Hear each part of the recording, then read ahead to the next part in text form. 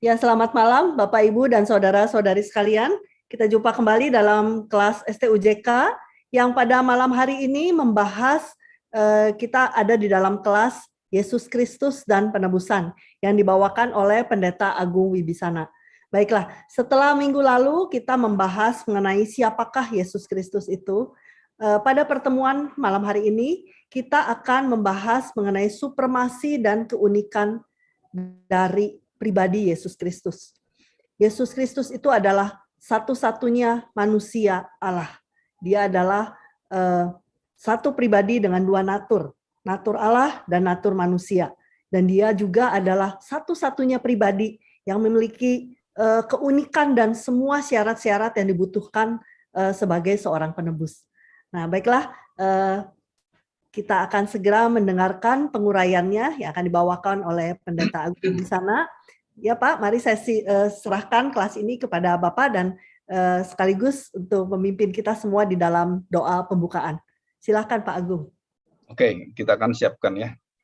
Mari kita masuk dalam doa terlebih dulu. Kita mohon pertolongan Tuhan, karena yang kita bahas ini adalah Allah sendiri dan yang menyatakan diri di dalam firman, dan kita sudah mengimaninya. Kita mohon pertolongan dari Roh Kudus untuk bisa menerima ajaran-ajaran firman Tuhan yang benar-benar bukan kemampuan kita, tetapi karena pertolongan Tuhan. Mari kita berdoa. Bapa, kami sungguh bersyukur karena Engkau adalah sumber dari segala pengetahuan, sumber kebenaran, sumber dari damai sejahtera yang kami miliki, dan juga sumber dari keselamatan. Dan Engkau menyatakan di dalam Anak-Mu lah kami mendapatkan jalur, jalan, dan sungguh-sungguh tidak ada jalan yang lain yang bisa membawa kami ke dalam pengenalan akan Engkau. Pengenalan akan anugerah-Mu, kasih karunia, dan khususnya hidup yang kekal, bahagia yang sejati, dan hidup yang sungguh-sungguh dicari-cari oleh manusia sesungguhnya. Dan kami percaya bahwa hati kami diikat dengan satu ikatan di dalam kasih Kristus dan kasih Bapa. Kami diikat dengan satu kekuatan, yaitu Roh Kudus, sehingga kami bisa disatukan dan kami bisa mengerti bersama-sama, dan dengan pertolongan Roh Tuhan lah kami bisa dibimbing, dan kami tahu kelemahan-kelemahan kami, pemikiran kami yang sangat terbatas, dan khususnya mengenal akan firman-Mu. Tuhan, tolong kami dalam segala keterbatasan kami, dan juga pikiran-pikiran kami yang seringkali terseret dan terbawa dengan pengajaran-pengajaran masa kami kecil, kebiasaan, ataupun hal-hal yang di luar daripada apa yang sudah kami terima. Dan kami percaya Tuhan bahwa Engkau melindungi kami, dan Engkau menjaga akan iman kami, dan kami juga menerima akan penjagaan Tuhan dari waktu ke waktu sampai kami sungguh-sungguh bertemu dengan Engkau sendiri, Tuhan. Terima kasih untuk kemuliaan yang besar, keindahan dari Kristus, dan bukan hanya keindahan, tetapi sungguh-sungguh kekuatan kuasa yang luar biasa yang kami terima, sehingga kami bisa berjalan dengan Tuhan sendiri. Terima kasih Bapa, di dalam nama Tuhan Yesus kami serahkan doa kami ini. Amin.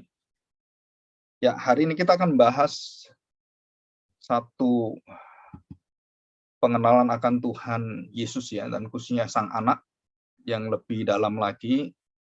Nah, kita akan melihat minggu yang lalu saya menjelaskan siapakah sebenarnya Yesus ya, mulai dari murid-muridnya ditanya, dan kemudian siapakah dirinya, dan bagaimana pendapat murid-muridnya, serta kita harus tahu bahwa sebelum murid-murid itu mengaku siapakah Yesus, Tuhan Yesus sudah berhadapan dan bertemu dengan satu, yang pertama adalah iblis sendiri, ya, kerajaan kegelapan, dan rajanya, bapak pembohong itu datang dan mencobai Tuhan Yesus. Itu yang pertama. Dan iblis sendiri mengakui siapakah Yesus sebenarnya.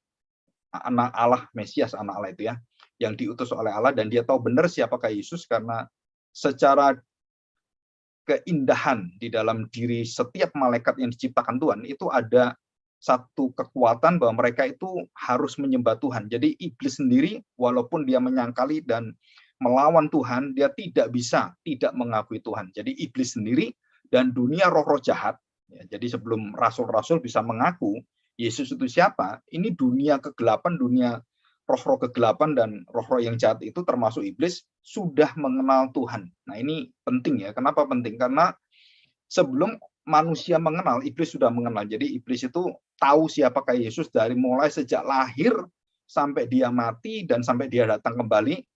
Dunia kegelapan itu tahu betul, dan bahkan roh-roh jahat itu waktu ketemu Tuhan Yesus mereka berteriak dan mereka mengatakan satu kalimat, jangan menyiksa atau membinasakan kami sebelum waktunya. Jadi itu ada masanya, dan mereka di situ terlihat jelas bahwa mereka menyembah Tuhan Yesus. Ini yang menarik ya, dan tidak ada satu manusia pun yang pernah disembah oleh iblis, pernah disembah oleh roh jahat dan mengakui siapakah Yesus. Ini dari dunia yang tidak kelihatan. Dan kita tahu juga malaikat-malaikat pada waktu Natal, pada waktu bertemu dengan Yusuf, bertemu dengan Maria, bertemu dengan Zakaria, bertemu dengan Simeon, dan bertemu dengan beberapa seperti orang Majus, bertemu dengan gembala-gembala yang di langit itu. Dan itu dunia, bukan roh-roh jahat, ini roh-roh kebenaran itu ya, roh-roh yang di dalam kuasa Tuhan itu, mereka memuja-muja Tuhan dan mereka memberitakan dan mengakui dan menyatakan Yesus adalah anak Allah, Mesias yang adalah Allah sendiri. Jadi konsep Mesias itu sebenarnya dalam Perjanjian Lama itu Allah sendiri, ya, Yahweh yang menyatakan diri di dalam hidup Mesias itu. Kalau kita mau belajar baik-baik, dan mengapa Yesus tidak diakui? Karena Yesus tidak menyatakan dirinya sebagai Mesias yang memenangkan kuasa-kuasa yang dipikir oleh mereka. Nah, ini sudah pernah saya jelaskan waktu kelas kebudayaan dan juga warisan orang-orang Yahudi itu ya, yang sudah menjadi kamir dan rusak, dan kemudian Tuhan Yesus datang menjelaskan itu, dan dialah yang ditunggu-tunggu oleh para nabi. Nah, ini dari dunia ini kita tahu, dan kemudian Tuhan Yesus tanya kepada murid-muridnya, dan murid-muridnya mengakui hal ini. Dan pengakuan-pengakuan itu akhirnya menjadi pengakuan iman rasuli. Nah, saudara tahu ya, setiap minggu kita mengadakan satu proklamasi, satu aklamasi, menyatakan dan betul-betul bahwa saya beriman kepada Bapa, Anak, dan Roh Kudus, dibagi 3 bagian itu ya. Aku percaya kepada Allah, Bapa, pencipta langit dan bumi, dan seperti itu. Nah, itu semua adalah rangkaian dan rangkuman dari seluruh yang diperas dan menjadi 12 poin itu tentang Bapa, Anak, dan Roh Kudus. Ya, jadi yang paling banyak tentu saja anak ya. Dan kalau kita lihat porsinya itu anak yang paling banyak. Pengakuan tentang bagaimana matinya, hidupnya itu dijelaskan semua. Nah, jadi kalau kita lihat porsinya itu anak memang mayor ya, mayor yang paling banyak dijelaskan. Nah, dari situ para rasul ini kemudian menyatakan siapakah Kristus, mulai dari Petrus dan kemudian Thomas, kemudian semua rasul yang ada, dan gereja Tuhan yang dipimpin oleh Roh Kudus, yang dilahirbarukan dan dilahirkan oleh Roh Kudus, dan kita semua juga ya. Nah, kalau orang-orang lain, orang Farisi, orang Yahudi itu mengakui Yesus bukan ini ya, bukan Mesias, tetapi penipu, pengkhianat, penghujat, dan termasuk juga dia tuh Yesus itu dianggap sebagai penghujat Allah, pembohong ya, jadi penghujat, dan dianggap Yesus itu adalah layak untuk dibunuh karena dia melawan Tuhan dan menyatakan diri sama dengan Tuhan, padahal dia sendiri Tuhan. Nah, ini pengakuan-pengakuan yang positif dan pengakuan yang negatif, serta menolak dan tidak mengakui Yesus sebagai Tuhan dan mengakui Yesus sebagai orang biasa, nabi, ya gitu ya. Dan bagaimana dengan pengakuan terhadap iman Kristen, orang-orang lain yang mungkin menuliskan tentang Kristus sebagai Isa Al-Masih, Kristus sebagai orang baik dalam sejarah seperti Josephus Flavius ataupun ahli sejarah yang lainnya gitu ya, yang banyak menuliskan juga tentang kedatangan Kristus yang pada abad-abad pertama kedua itu ada catatan sejarahnya, dan mereka melihat Kristus tidak seperti para rasul melihat, tidak seperti kita ya, ada perbedaannya. Dan ini semua dijelaskan dan kita semua tahu semua.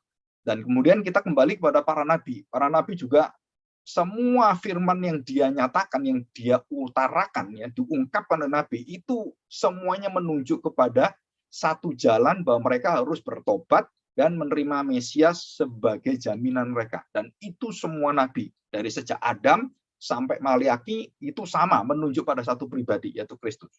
Dan siapakah menjelaskan ini? Yesus sendiri dalam Lukas 24 ayat 37, 44, 45 dan seterusnya. Itu jelas semua dijelaskan, ataupun dalam Yohanes pasal 5 ayat 39 dan yang lainnya, banyak sekali. Ini sudah dijelaskan ya. Jadi saya cuman meringkas ya beberapa pengajaran yang minggu yang lalu.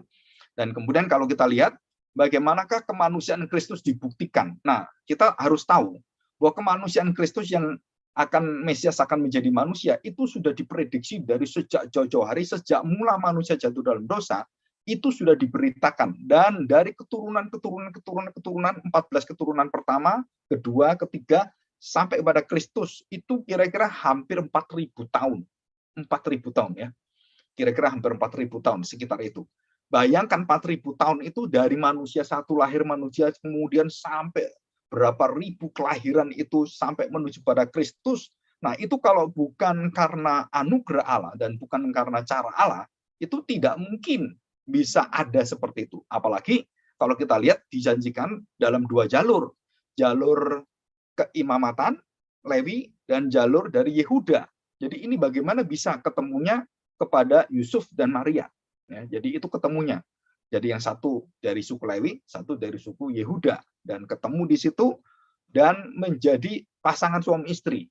Dan lahirlah Kristus. Walaupun bukan lahir dari hubungan dengan Yusuf ya, tetapi karena dikandung dalam Roh Kudus. Dan itu adalah peristiwa lahirnya Yesus dan semua proses kemanusiaan Kristus semua yang mengerjakan dengan suatu kuasa misteri yang tak bisa dipikirkan oleh kita dan tak terjelaskan hanya dengan iman, itu adalah karya Roh Kudus. Jadi Roh Kudus waktu Allah menciptakan segala sesuatu dan Roh itu turun dan Roh itu juga yang menguasai kandungan dari Maria dan juga Roh itulah juga yang melahirkan gereja Tuhan, yang melahirbarukan kita setiap kita di dalam kematian dan kebangkitan Kristus. Ya, itu menjadi pekerjaan Roh Kudus, nanti di kelas Roh Kudus itu diajarkan ya. Jadi sini kita tahu bukti-bukti sudah jelas, kemanusiaan Kristus sudah jelas secara historis, secara sejarah, keturunan, biologis, semua ada bukti-buktinya dan tepat sekali semua nubuatan, tidak ada yang salah atau istilahnya orang itu ketinggalan satupun ya. Jadi meleset satupun enggak ada, semua tepat dengan benar dan itu bukan kekuatan karya manusia. Jadi Yesus lahir itu merupakan satu kekuatan yang berasal dari Allah sendiri. Dan bagaimana Allah terus mengawasi itu semua dan para malaikat ikut, dan kalau nabi-nabi itu kemudian menyimpang seperti Yunus dikembalikan oleh Tuhan dan dikembalikan lagi supaya dia taat pada kehendak Tuhan, pada panggilannya. Dan juga beberapa kali Daud melakukan kesalahan-kesalahan, bahkan dia berzina, membunuh orang, dan dia kawin dengan siapapun, tapi tetap keturunan yang dari kehendak Allah itu akhirnya jadi, yaitu Salomo. Walaupun kita tahu kakaknya Salomo itu diambil Tuhan, jadi bukan dia yang meneruskan keturunan, tetapi yang sudah diampuni. Salomo adalah anak yang merupakan anak anugerah yang sudah diampuni dosa papanya Daud, diampuni dan melalui Salomo terus berjalan seperti itu. Bahkan sampai keturunan-keturunan yang mungkin bagi kita agak aneh juga. Ada Rahab di sana, ada Boas dan Ruth di sana, orang yang asing masuk bisa keturunan di dalam jalurnya Mesias ya. Jadi ini membuktikan bahwa Yesus adalah manusia biasa, manusia seperti kita semuanya dan betul-betul manusia. Nah, ini ditunjukkan dengan silsilah. Ya, oke, selanjutnya. Nah, minggu yang lalu saya bahas tentang pengakuan baik siapakah Yesus dari Allah sendiri. Ya, dari Allah sendiri. Pengakuan dari Allah sendiri dan bagaimana Yesus yang juga berotoritas luar biasa dalam setiap pengajaran, kuasa menyembuhkannya, firman perkataannya, dan dia tidak seperti nabi-nabi. Jadi perkataannya itu langsung bisa terlaksana dan dia langsung bisa menyembuhkan. Kalau semua orang, semua nabi dan semua rasul dan kita semua yang melakukan mukjizat itu memohon kekuatan izin kepada Tuhan, memakai nama Tuhan. Tuhan Yesus tidak memakai nama siapapun, dia sendiri yang melakukan semuanya, dan itu menunjukkan bahwa dia berotoritas secara ilahi.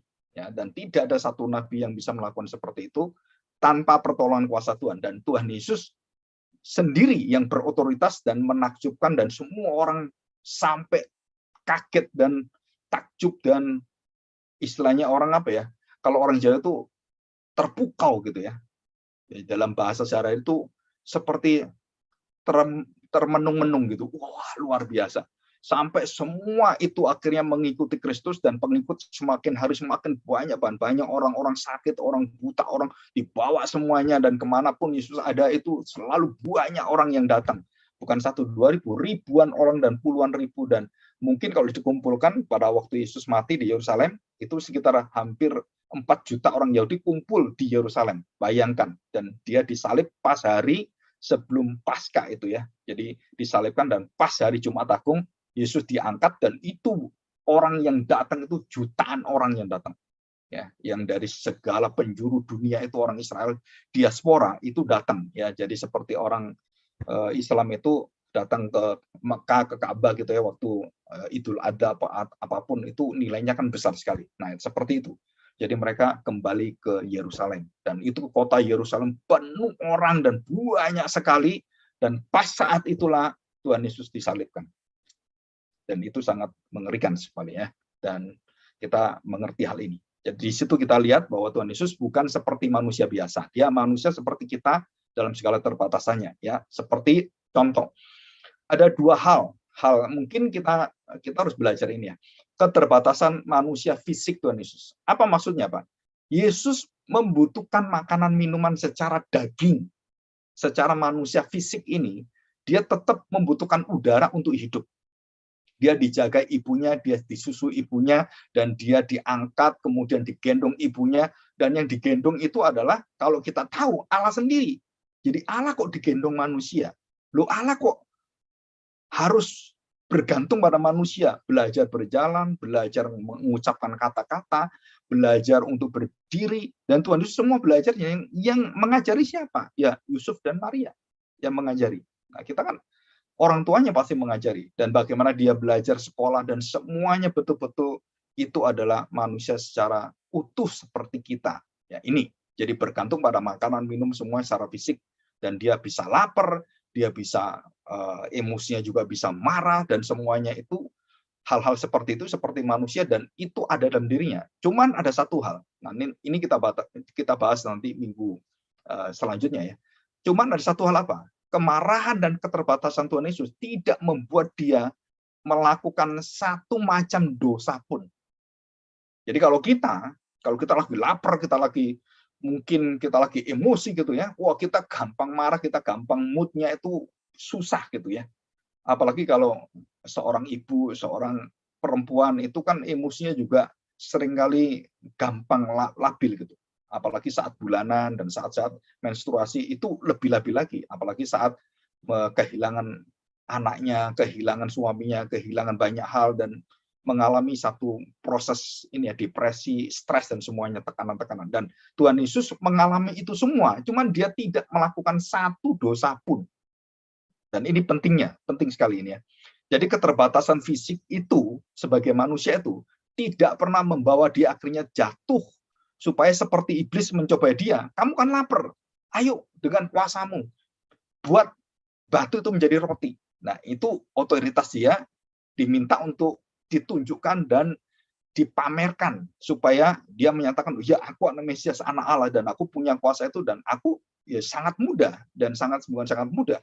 Dengan sekejap aja dia bisa lakukan, tapi dia tidak lakukan karena dia tidak jatuh dalam dosa, dicoba iblis sekalipun. Ya. Nah, yang kedua, ini yang rada mungkin sering kita tahu, tapi kita nggak sadar ini. Kebergantungan secara rohani Kristus. Nah, ini sesuatu yang pernah dibahas oleh John Owen, terus John Piper, terus beberapa orang-orang yang mendalami tentang kehidupan Kristus di dalam keilahian dan juga di dalam kemanusiaannya. Jadi kemanusiaannya secara fisik dia terbatas sekali ya. Jadi lapar, kemudian juga haus, dan banyak hal seperti itu. Dan keinginan dia juga bisa menangis, dia bisa takut juga, dia bisa juga merasakan gentar hatinya. Nah, itu semua di dalam doa Getsemani kita tahu. Nah, yang kedua ini yang rada kita harus belajar dengan serius adalah kebergantungan secara roh Kristus. Nah, ini jarang kita dengar. Maksudnya apa?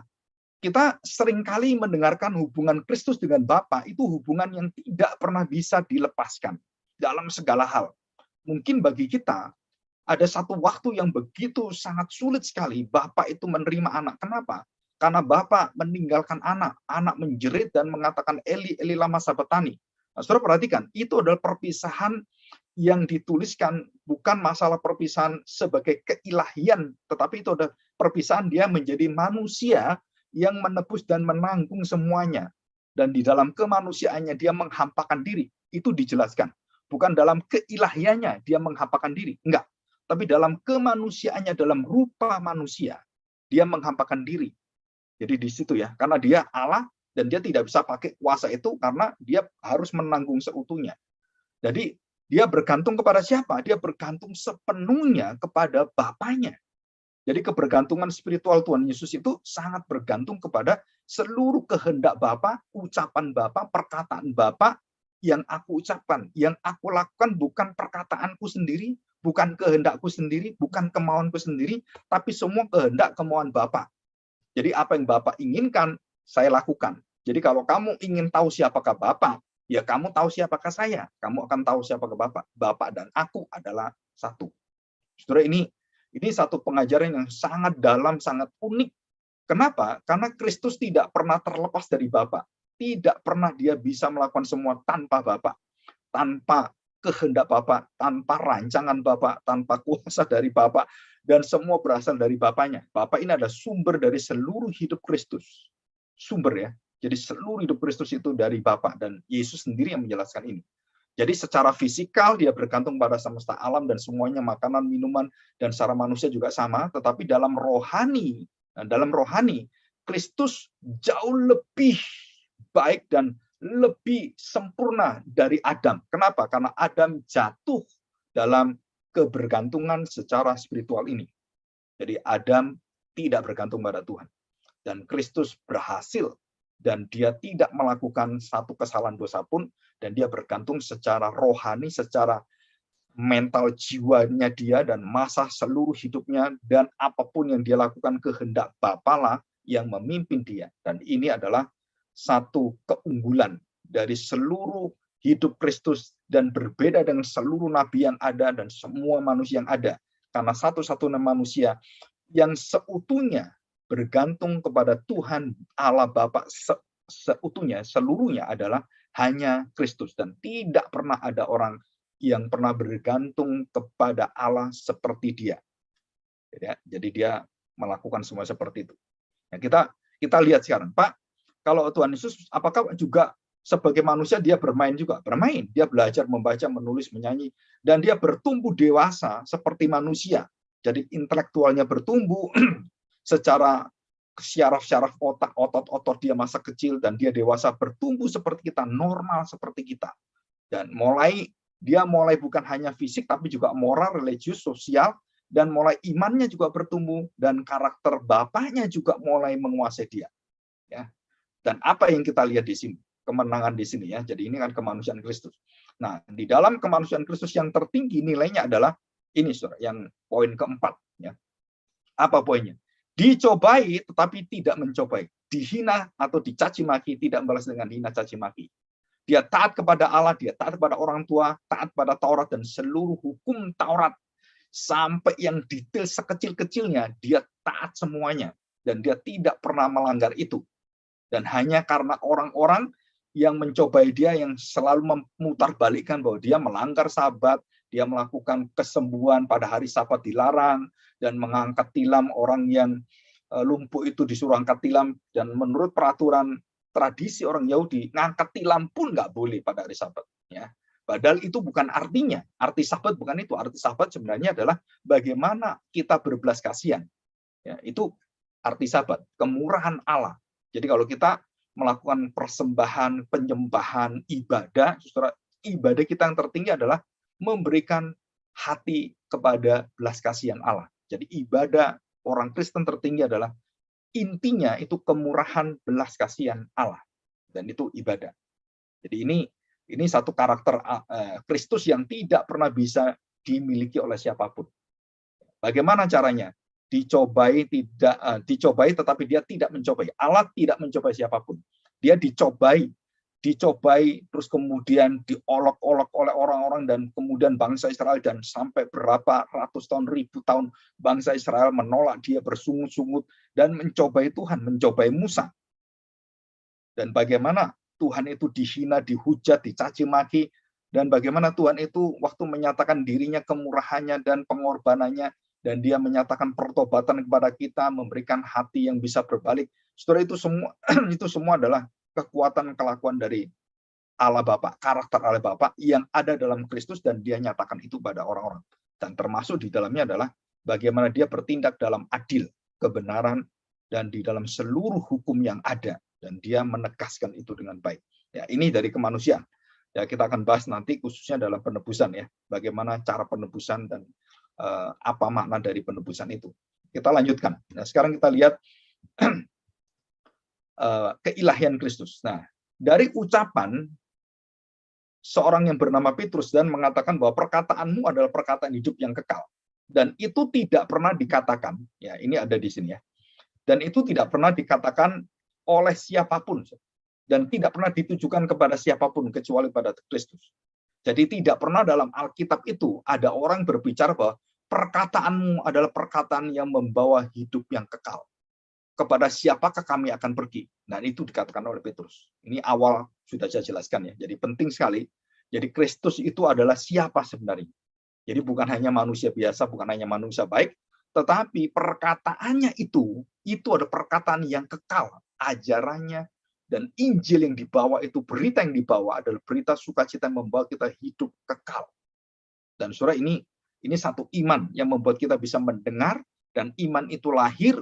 Dan bagaimana iman itu lahir? Karena kematian dan kebangkitan Kristus. Karena dosa kita, dia harus memakan semua dan mengambil sengat maut dalam hidup kita, dan dia mati untuk mematikan dosa kita.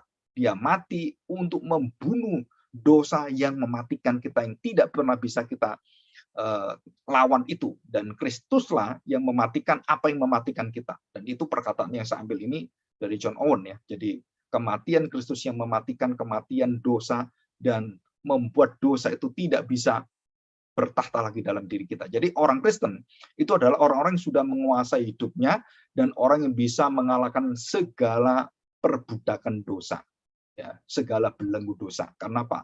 Karena Kristus yang memenangkannya. Jadi kita harus bergantung pada Tuhan Yesus, baru kita bisa menang. Terus seperti itu. Seperti Kristus bergantung pada Bapaknya, secara spiritual kita juga bergantung kepada Kristus yang dengan kuasa Roh Kudus yang membimbing kita, dan kita terus, dan kita pasti menang. Kenapa? Karena kita bergantung, kita menyerah pada Tuhan. Tapi kalau kita melakukan diri kita sendiri dengan cara kita, dengan kemauan kita, kita pasti akan jatuh dan membuat kita jatuh di dalam dosa melawan Tuhan. Ya, ini penting sekali ya. Oke, kita lihat ini. Nah, kita lihat sekarang beberapa langkah yang sangat indah ya, dan ada beberapa poin saja yang saya bahas. Saudara perhatikan perkataan Yohanes pasal 5. Sebelum Yohanes pasal 5 saya baca ini. Yohanes 20 ayat yang ke 27 ya. Kemudian ia berkata pada Thomas, taruhlah jarimu di sini dan lihatlah tanganku, ulurkanlah tanganmu dan cucukkan ke dalam lambungku, dan jangan engkau tidak percaya lagi, melainkan percayalah. Begitu sabarnya Tuhan. Ini muridnya sudah 3 tahun sudah ikut, kok masih ragu-ragu, kok masih minta bukti. Itu bukti kurang banyak atau gimana? Orang buta bisa melihat, orang lumpuh berjalan, orang bongkok bisa berdiri tegak, laut bisa diperintah oleh dia, badai yang luar biasa. Aduh, saudara, apa kurang seperti itu? Waktu Tuhan Yesus mati dan dia bangkit, masih minta bukti, saudara. Nah, ini kelemahan manusia. Apa kelemahan manusia? Meragukan segala sesuatu. Manusia itu di dalam dosa, manusia itu peragu. Manusia di dalam dosa, manusia yang tidak bisa menyatakan diri mau hidup bergantung pada Tuhan, selalu ingin bebas. Itu manusia, ya, peragu, ingin dirinya bebas, maunya sendiri, dan itu manusia. Jelas dikatakan di sini bahwa Tuhan Yesus sudah menyatakan, sudah mengajar murid-muridnya, sudah memberi demonstrasi bagaimana mujizat, bukan cuma satu, bertahun-tahun, berhari-hari, dan puluhan mujizat, ratusan mujizat dia lakukan di depan murid-muridnya. Tapi toh waktu dia bangkit, mereka tidak bisa terima. Kenapa? Karena nggak mampu otaknya menerima itu, saudara.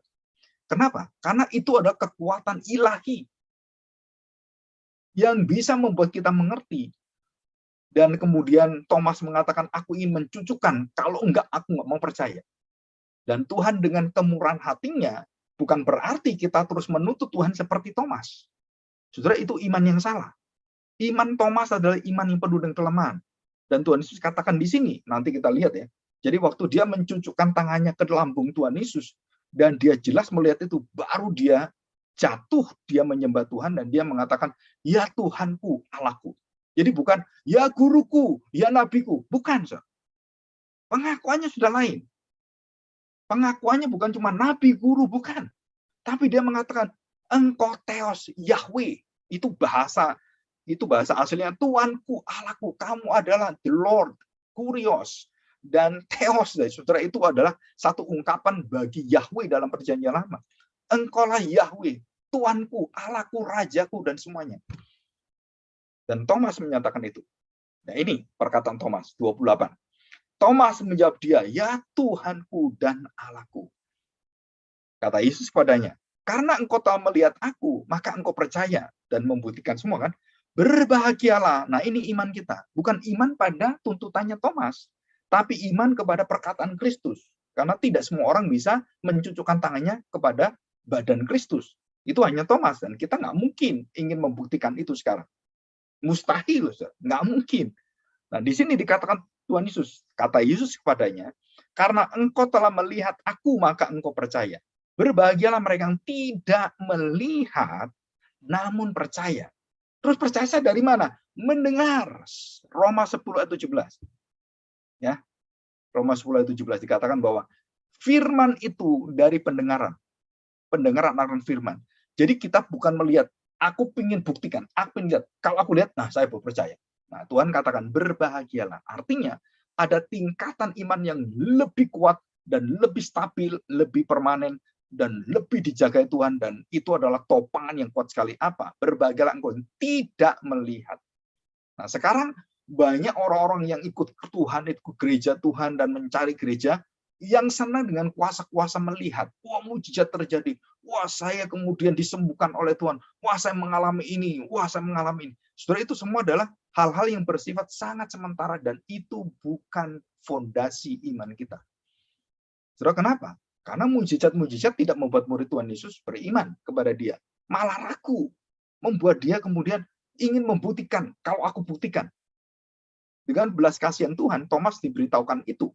Jadi artinya, saudara, kita dalam ketidakmengertian kita, banyak orang yang menuntut. Kemudian banyak kesaksian-kesaksian orang dari agama lain jadi Kristen. Wah melihat cahaya Kristus. Waktu dia mencari kebenaran itu, kemudian dia bertemu dengan Kristus, dia mengalami satu visi penglihatan. Saudara, itu semuanya tidak akan membuat mereka dilahirbarukan. Kenapa, saudara? Karena mujizat dan seluruh dari para pamerannya kekuatan Kristus itu tidak akan membuat kita dilahirbarukan. Terus kemudian kita dengar, oh artis ini dari Kristen kembali lagi ke agamanya. Saudara, apa buktinya? Ya mereka sama dengan murid-murid Tuhan Yesus. Petrus menyangkali, Thomas meragukan, Yudas mengkhianati. Saudara, sama sebenarnya. Jadi iman kita itu dasarnya apa? Nah, iman kita ada dasarnya bahwa kita bukan melihat, tetapi kita percaya. Jadi kalau itu sudah lahir, percaya itu bukan pengetahuan pikiran intelektual, tetapi adalah satu anugerah yang membuat intelektual kita, rasio kita, pikiran kita, kemudian tercelikkan. Oh, saya baru sadar. Setelah itu di dalam Lukas 24 ayat 16, dan juga ayat 40-43 seterusnya. Para rasul, Kleopas dan temannya tertutup, dan Tuhan kemudian buka pikirannya.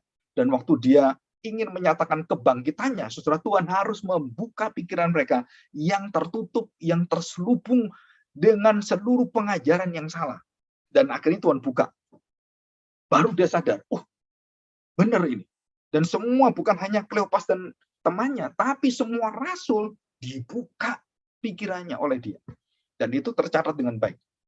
Jadi iman kebangkitan itu sangat penting sekali. Ya, jadi di sini kita lihat jelas sekali bahwa Tuhan Yesus itu adalah Allah sendiri, dan dia ada bersama dengan Bapa, dan di dalam kekekalan dia ada di sana. Ya, Yohanes pasal 5 kita lihat sekarang ya. Pengakuan ini. Yohanes pasal 5 ayat yang ke-18. Sebab itu orang-orang Yahudi lebih berusaha lagi untuk membunuhnya. Kenapa membunuhnya? Saudara, coba ini kita lihat. Bukan saja karena dia meniadakan hari Sabat. Bukan hanya soal hari Sabat. Bukan soal ini, bukan soal itu, bukan soal yang tetek, bukan. Tetapi juga, nah ini, tetapi juga karena ia mengatakan bahwa Allah adalah Bapaknya sendiri. Dan dengan demikian, saudara, ini kalimat bukan dari orang Kristen. Ini kalimat dari orang Yahudi, ahli Taurat, dan semua orang Farisi semua. Dan mengatakan apa? Dengan demikian, ia menyamakan dirinya dengan Allah. Yesus itu Allah bukan. yang mengatakan orang-orang Yahudi mengatakan dia adalah Allah. Kalau kamu melakukan seperti ini, kamu mengampuni, kamu melakukan semua ini, apakah kamu Allah? Kamu menghujat Allah. Yang bisa melakukan ini adalah Allah sendiri. Jadi kalau kita mengerti ini, loh berarti orang Yahudi itu kalau Yesus itu benar berarti mereka harusnya ngerti dia adalah Allah. Ya sayangnya, saudara, sayangnya mereka nggak ngerti, saudara. Sayangnya mereka meragukan Tuhan Yesus dan mereka menganggap Yesus menghujat Allah. Loh, Allah kok menghujat Allah? Sama seperti jeruk kok makan jeruk. Ya nggak mungkin. Allah kok menghujat Allah? Ya nggak mungkin. Nah, saudara, di sini kita lihat bahwa bapaknya waktu dia mengatakan Bapakku di surga itu adalah aku anaknya dia Bapakku. Saudara, hubungan ini adalah hubungan keilahian. Dan orang Israel, semua orang Israel tahu ini. Mesias dengan Allah Yahweh itu hubungannya adalah Bapak dan anak. Ini dari sejak perjanjian lama mereka sudah tahu. Dan mungkin bagi kita perjanjian baru, oh hubungan Bapak anak itu baru ada perjanjian baru. Saudara, salah besar. Kenapa salah besar? Karena dalam Mazmur 22, Mazmur tentang Mesias dan banyak yang lainnya, itu hubungan antara anakku dan engkau yang di surga Bapakku itu sudah ada. Hubungan itu sudah ada. Dan itu sudah dibuatkan dalam Mazmur. Dan semua ada di sana. Jadi waktu Tuhan Yesus mengatakan, aku dan Bapa adalah satu. Allah itu Bapakku. Marah mereka. Ingin membunuh Tuhan Yesus. Kenapa? Kalau kamu mengatakan Bapakmu Allah, ya kamu itu Allah. Nah, saudara, konsep inilah yang membuat kita percaya bahwa jadi apa yang dilakukan Tuhan Yesus, segala kuasa mujizat dan luar biasa itu menyatakan dirinya adalah Allah. Nah, di dalam kitab Injil Yohanes, dia mengatakan, aku adalah. Dan dalam perjanjian lama, Tuhan mengatakan, akulah aku. Aku yang menebus engkau. Aku yang memanggil engkau. Aku. Artinya, bahwa itu Yahweh. Nah, saudara, waktu Tuhan Yesus mengatakan, akulah jalan kebenaran, akulah roti hidup, akulah gembala, akulah anggur, akulah. Saudara, semua dikatakan oleh dia, akulah. Dan ada 7 pengakuan. Dan ada yang lain, yang sub tema yang tentang siapakah Kristus, yang juga dia tetap menyatakan, siapa yang baik? Nah, waktu ditanya oleh orang muda yang kaya itu, guru yang baik, Tuhan Yesus mengatakan, siapa yang baik? Hanya Allah yang baik. Dan tidak ada guru yang baik. Hanya Allah yang jadi kebaikan, terus kemudian seluruh sifat-sifat Allah itu tidak pernah ada dalam diri manusia dan tidak boleh ada manusia dinyatakan kamu baik. Bukan. Guru yang baik. Wah, kamu orangnya baik ya. Saudara, baik itu bukan milik dia. Bukan dia baik. Bukan. Karena Tuhan baik dengan dia. Kebenaran bukan dia kebenaran, tapi kebenaran Tuhan dimiliki oleh dia. Akhirnya kita ngomong, oh kamu orang benar ya, kamu dibenarkan Tuhan. Tapi bukan kebenaran. Saya dibenarkan Tuhan, bukan berarti saya adalah kebenaran. Bukan. Kebenaran bukan pada diri saya. Saya dibenarkan, artinya tidak ada kebenaran dalam diri saya. Ada dosa. Jadi kebenaran itu milik Tuhan yang membenarkan saya dijadikan orang yang benar. Nah, saudara, ini kalimat-kalimat yang sangat simpel, yang sangat sederhana, tetapi maknanya itu begitu indah, begitu dalam, ya di situ. Oke, kita lihat ya di sini. Coba kita masuk ini. Ya. Nah, melihat dirinya. Coba kita lihat Yohanes 14 ya, kita baca Yohanes 14. Jadi ini bukan bukti dari hanya perkataan Tuhan Yesus, tapi semua orang itu melihat siapakah Yesus. Ya. Yohanes 14 ayat yang ke-9. Ya, demikian. Kata Yesus kepadanya, telah sekian lama, ya, saya baca ayat 8 dulu ya. Kata Filipus kepadanya, Tuhan, tunjukkanlah Bapa itu kepada kami. Itu sudah cukup bagi kami. Nah, saya akan percaya gitu. Tunjukkan Bapa pada kami. Dengan cara kamu, gimana caranya? Kata Yesus kepadanya, telah sekian lama aku bersama-sama kamu, Filipus. Sekian lama aku bersama-sama kamu. Namun, engkau tidak kenal aku. Kenapa nggak dikenal aku? Saudara, karena mereka tidak melihat Bapa dalam dirinya. Keilahiannya tidak dilihat. Nah, saudara, di sini barang siapa melihat aku, ia melihat Bapa. Bagaimana engkau berkata, tunjukkanlah Bapa itu kepadaku. Nah, saudara, bagaimana bisa seperti itu? Tunjukkanlah Bapa kepadaku. Ini sesuatu yang tidak mungkin dilakukan oleh manusia biasa. Ya. Kenapa? Ya karena itu, saudara. Karena apa yang Tuhan Yesus nyatakan kepada kita dan apa yang Tuhan Yesus sendiri yang pimpin bagi kita, itu adalah dia menyatakan dirinya adalah, ya dia ini, ya Allah itu. Melihat dirinya, melihat Bapa. Jadi semua nanti pengetahuan kita tentang Bapa itu harus ikut jalur Kristus. Sebagai pengantaranya, sebagai orang-orang, dialah yang menjadi pembuka kita mengenal Bapa. Tanpa anak, sampai di surga pun, saudara, kita mengenal Bapa tetap melalui anak. Dan kita nggak bisa mengenal Bapa tanpa anak. Dan ini bukan hanya di dunia, sampai di surga, sampai dalam hidup kekal, kita sama. So. Ya, kita harus tahu ini. Dan sampai di surga itu sama. Ya. Nah, yang kedua, saudara ini. Yang kedua apa? Klaim kuasa Kristus mengampuni manusia, dosa. Nah, di sini ya. Oke, kita lihatin. Ya, kita lihat. Di dalam Markus pasal 2 ayat yang ke-7. Markus pasal 2 ayat 7. Ya. Mengapa orang ini berkata begitu? Ia menghujat Allah. Siapa yang dapat mengampuni dosa selain daripada Allah sendiri? Ya, kenapa? Ayat yang kelima. Ketika Yesus melihat iman mereka, berkatalah ia kepada orang lumpuh itu, hai anakku, dosamu sudah diampuni. Ya, ini jelas. Ya, kemudian di dalam Markus 9 ayat 3. Markus 9 ayat 3. Ya, Markus 9 ayat 3. Demikian bunyi firman Tuhan. Tidak ada seorang pun di dunia ini yang dapat menggelantang pakaian seperti itu.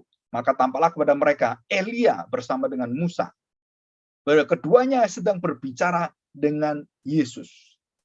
Nah, saudara, ini ada sesuatu. Tadi kan pengampunan dosa. Yang kedua adalah bagaimana Musa dan Elia bisa dipanggil Tuhan. Dan tidak ada satu orang pun, satu nabi yang bisa memanggil siapapun yang sudah mati kemudian nampakkan diri. Dan itu semua adalah hanya Kristus yang bisa lakukan ini.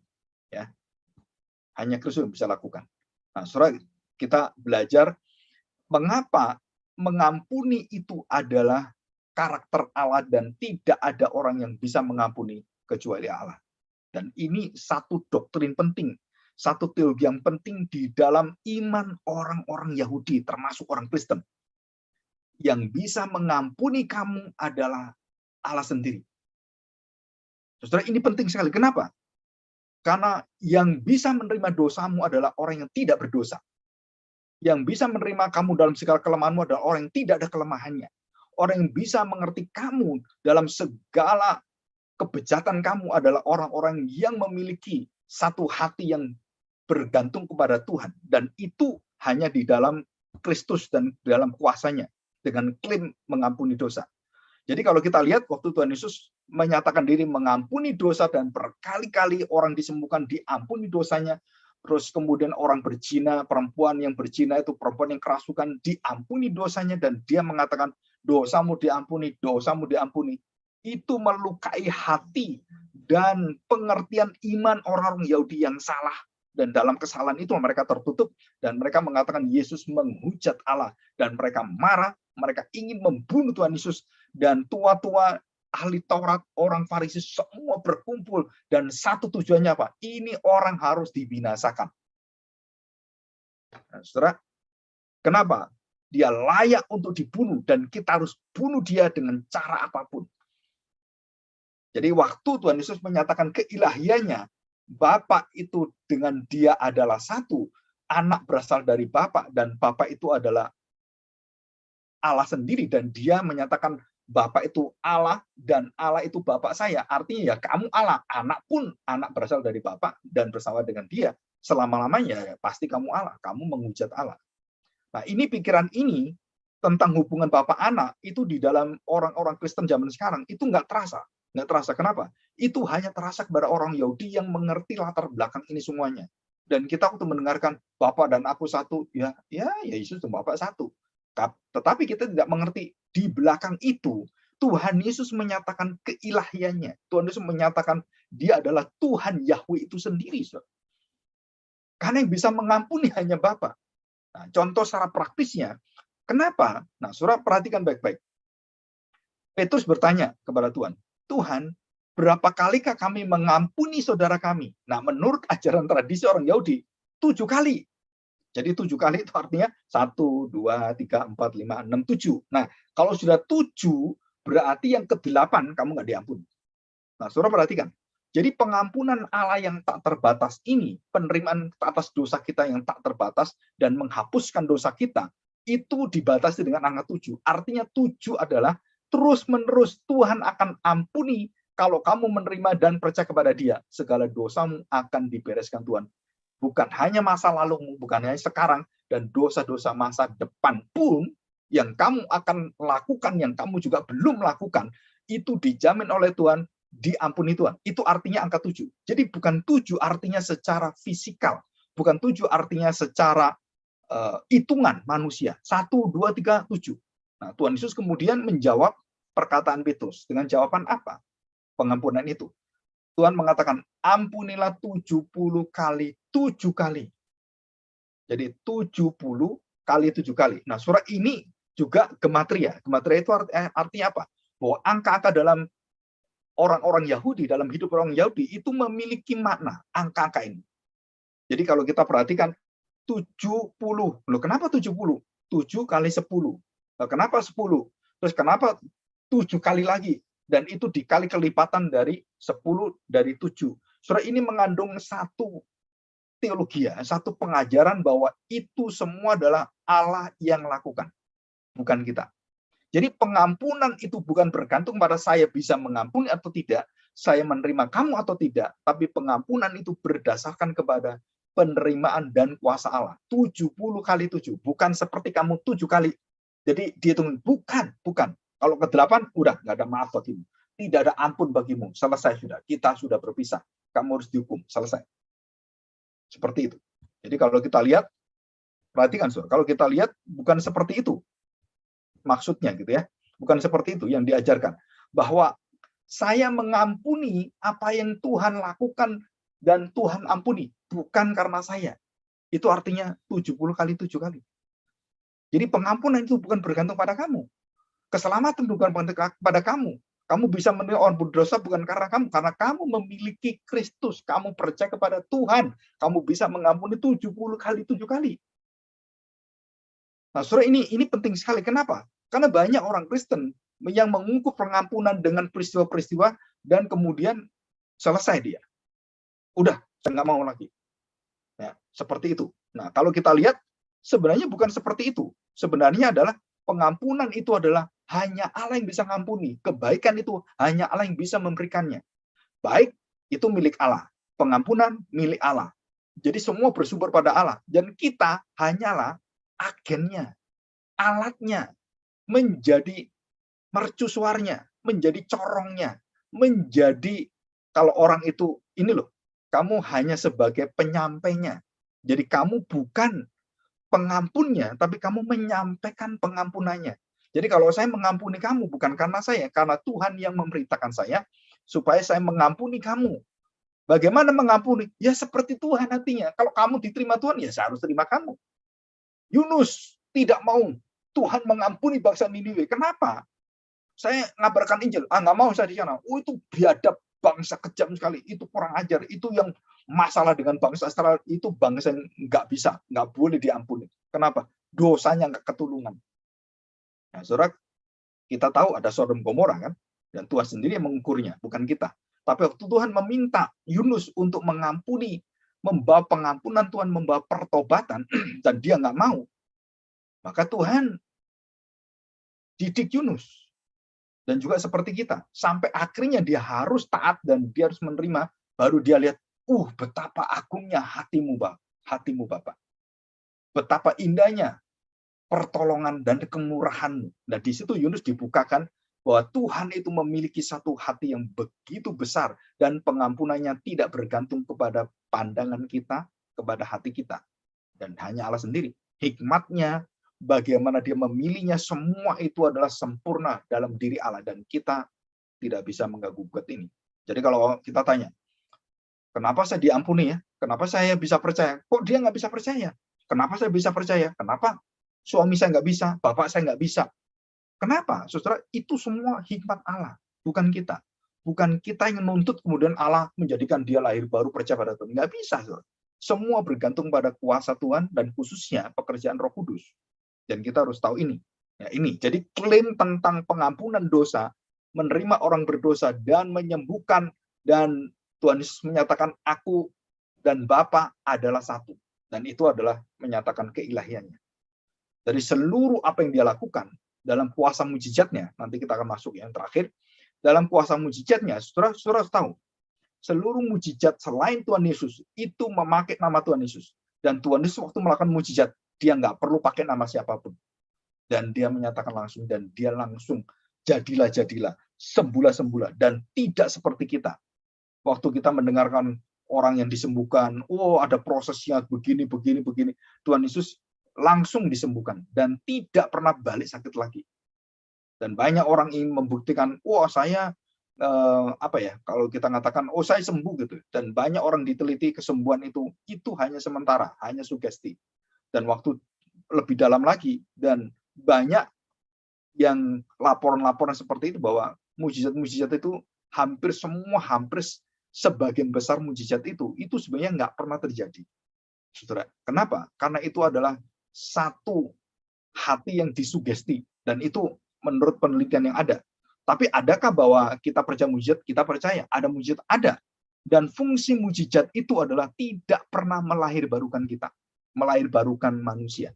Saudara, ini yang kita pelajari ya. Nah, di sini mujizat Tuhan Yesus. Nah, perhatikan baik-baik. Di dalam Lukas yang terakhir ini ya, Lukas 16 ayat 31. Ini satu bukti ya. Saya membawa ini supaya kita terbuka pikiran kita. Perhatikan ini. Ya. Saya bacakan dari ayat 27. Kata orang itu, kalau demikian aku meminta kepadamu Bapa supaya engkau menyuruh dia ke rumah ayahku. Ya, ini kan dia menyesal ini masuk neraka ini kan sudah di dalam punishment, sudah di dalam keputusan Tuhan, kamu nggak bisa apa-apa, kamu sudah tinggal tunggu masuk neraka dan berada dalam kondisi kematian itu. Dikatakan supaya engkau menyuruh dia ke rumah ayahku. Jadi ada utusan. 28. Sebab masih ada 5 orang saudaraku. Ya, 5 orang saudaraku. Dikatakan di sini. Ada 5 orang saudaraku yang belum mengerti ini, belum percaya. Ya, belum percaya. Nah, oke. Yang belum percaya. Nah, kita lihat ini ya. Sebab masih ada 5 orang saudaraku supaya ia memperingati mereka dengan sungguh-sungguh agar mereka jangan masuk kelak ke dalam tempat penderitaan neraka ini. Wah, itu orang yang kaya itu memohon kepada Bapa. Bapa itu artinya Allah sendiri kan. 29. Tetapi kata Abraham, ya, ada pada mereka kesaksian Musa dan para nabi. Ada loh kesaksian Musa, ada firman Tuhan, ada kesaksian Musa, para nabi, semua jelas, semua tahu, semua saudaramu, 5 saudaramu itu tahu semuanya. 5 saudaramu. Nggak perlu lagi. Nah, saudara perhatikan. Dan ini dituntut, masih dituntut. Perhatikan baik-baik. Ya, kesaksian para nabi dan Musa itu cukup. Jawab orang itu, tidak Bapak. Nah, teologianya orang ini sudah masuk neraka. Itu teologianya salah, sesat. Jadi udah diberitahu yang benar oleh Abraham, teologianya benar, pengajarnya benar. Dia ngomong, enggak. Ini yang benar kayak gini. Bayangkan, jadi masuk neraka pun pikirannya nggak benar-benar gitu. Jadi sesat juga dia di neraka. Nggak benar. Dia mengatakan apa? Begini. Tidak, Bapak Abraham, tetapi jika ada seorang yang datang dari antara orang mati kepada mereka, siapa orang mati yang bangkit? Ya Tuhan Yesus sendiri. Betul ya? Kalau ada orang mati bangkit, ada mujizat yang luar biasa terjadi di depan mata mereka, dikatakan apa? Mereka akan bertobat. Jadi fungsi mujizat apa? Bisa membuat mereka bertobat. Tuhan Yesus katakan dengan jelas, ini ilustrasi parabel atau perumpamaan dari Tuhan Yesus. Nah, perhatikan ayat 31. Kata Abraham kepadanya, jika mereka tidak mendengarkan kesaksian Musa dan para nabi, saudara perhatikan ya, mereka tidak akan juga mau diyakinkan dengan mujizat apapun. Dan tidak mungkin mereka bisa percaya. Sekalipun salah seorang yang bangkit dari antara orang mati. Dan ini fungsi mujizat. Menyatakan keilahian Kristus. Menyatakan siapakah dirinya. Banyak mujizat. Tetapi mujizat itu, saudara, tidak membuat orang kemudian percaya lahir baru. Enggak. Dan kita tahu bukti mujizat yang banyak, yang luar biasa. Mulai dari zamannya Musa, zamannya orang-orang yang luar biasa itu, zamannya nabi-nabi yang hebat seperti itu. Dan termasuk Tuhan Yesus, dia menyatakan mujizat yang berpuluh-puluh, mungkin ratusan mujizat dan kuasa yang luar biasa. Apa yang diterima Tuhan Yesus? Hujat Allah. Bunuhlah dia, salibkan dia. Jadi seluruh orang yang pernah menerima mujizat, melihat mujizat, percaya kepada mujizatnya, belum tentu percaya dia sebagai Mesias. Belum tentu. Kenapa? Karena Tuhan Yesus mengatakan ini. Bahkan orang yang mati sekalipun, itu tidak bisa diyakinkan.